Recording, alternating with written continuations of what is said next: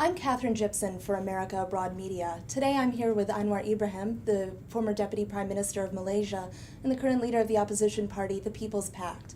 Anwar, thank you so much for joining us today. Thank you, Katherine. I'd like to start out, the Economist article from this summer ended by asking, who and what exactly does Anwar stand for? How would you respond? I stand for a democratic, free Malaysia, multiracial, multireligious entity, and to promote freedom and human rights in the country. We've been independent now for half a century. It is time that we depart from existing race-based politics to a new national agenda. There was another New Yorker article, where a Chinese-Malaysian social scientist, Lin Teki, was quoted as saying, "The sad thing is that Malaysia could have been so good. We could have been a model of multi-ethnic harmony. Can Malaysia still become a model of multi-ethnic harmony? And what do you need to overcome? What obstacles do you need to overcome in order to do that?" We will have, of course, to dismantle obsolete race-based politics and policies. And we will have to embrace the multi-ethnic entity.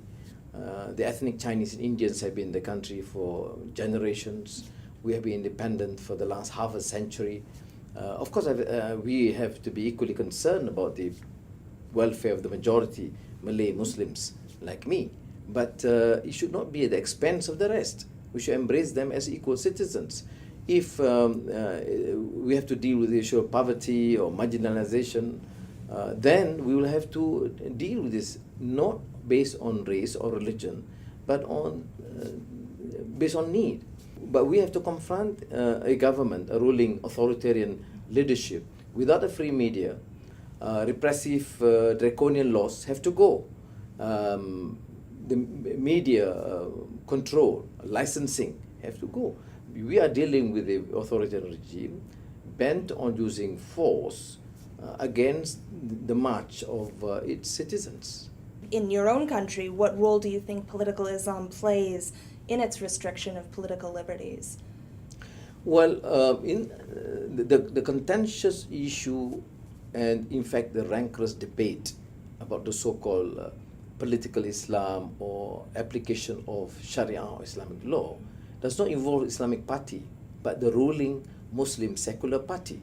The decision to cane a young girl for drinking beer, which I consider clearly hypocritical, because you know the ruling elite or ruling clique very comfortable with drinking, but then they punish the poor girl. I take a position that this is not what Sharia is all about. This has nothing to do with political Islam in the sense that the Islamic Party is a member of the coalition calls for. It is very important for us to appreciate and learn from the development in Indonesia. Indonesia conducts free, fair elections, no restrictions. You want to be an Islamist, you want to apply Islamic law, you want to set up an Islamic state, you want to have a new caliphate, all were tolerated.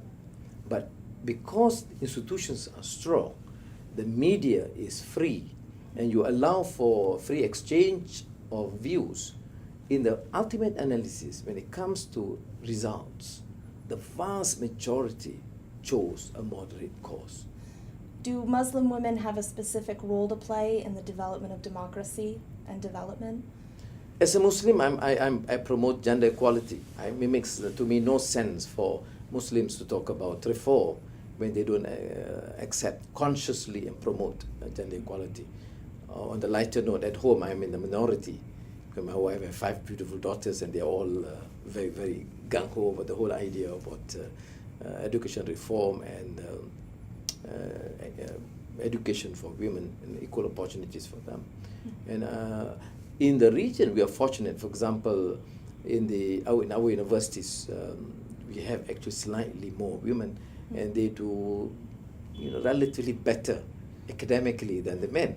And I think this is a problem for the men to deal with. How do you deal with this issue? You spent 6 years in prison for allegations of corruption and sexual misconduct. Did that time in prison make you a stronger leader?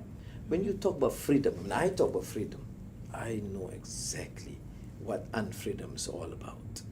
You talk about rule of law, I know exactly how these judges could be used as acting as instrument of those in power with no conscience whatsoever. I mean, the earlier charge of corruption, not 1 cent involved, no remunerations, except as a deputy prime minister, the chief police came and discussed with me, and that cost me 6 years. And then, of course, the repeat of this old script of sexual misconduct, particularly sodomy, because they believe the Muslims would, totally reject this. Okay, nobody should be above the law, but it must be professionally conducted. These are malicious persecution, and in front of corrupt, decadent judiciary, and we have evidence of that. It's interesting. I mean. That years, 7 years after I was, in fact, jailed, and then 2 years after I was released, we could adduce on tape a conversation by a senior lawyer with the chief judge, fixing cases, including the Anwar case. Okay, what happened? The whole public knew about it, but the case is closed. Fair, it is no longer a personal issue. I feel vindicated, notwithstanding what they say, because general Malaysian public still continue to support us. Even if you're found guilty of the charges, you expect the Malaysian people to support you? Because they know, they understand the process. I mean, let us go specific on the specific case. Normally my friends and my staff would say, Anwar, avoid the specific cases. I say, it's important. When they talk about corruption, were there any money or remunerations involved? None. When they talk about sodomy, in this present case, we had release medical records. Any sexual case, we have 4 doctors, 3 specialists checking. Nothing. How do you then prefer a charge? Well, we believe. So it's okay. So that's what is happening in Malaysia. You have an actual charge where government doctors have said nothing that could, but they say, no, we don't care. We just feel that you are guilty. So, okay, it's between your feeling and the facts and the law. Now, you say you're optimistic, but you have a trial that's upcoming in November. How will this affect your political future? We will move with this call for change in Malaysia, the reform specific agenda that I talked about, and notwithstanding my personal position, we made very clear that the coalition of opposition parties committed that the reform must be supported, and we will have to, for example, institute and impact on change in Malaysia, which is very timely after half a century of independence. You represent the hope of many Malaysians who want to see their country turn into a democratic society. Do you plan on running for Prime Minister in 2010?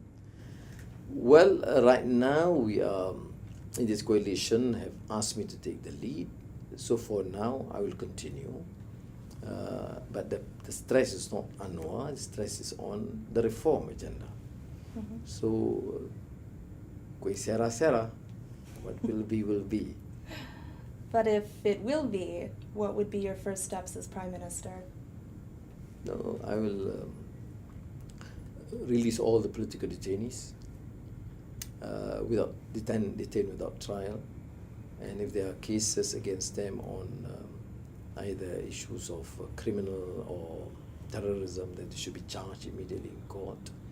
I would alter this policy so that the economy can be propelled upwards, at the same time to show enough concern for the welfare of the poor in terms of public housing, in terms of health, education.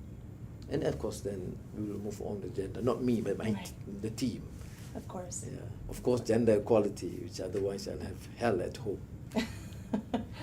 Well, thank you very much for your time, sir. It was a lovely discussion, and I appreciate it. Thank you. you. Thank you very much. Thank you.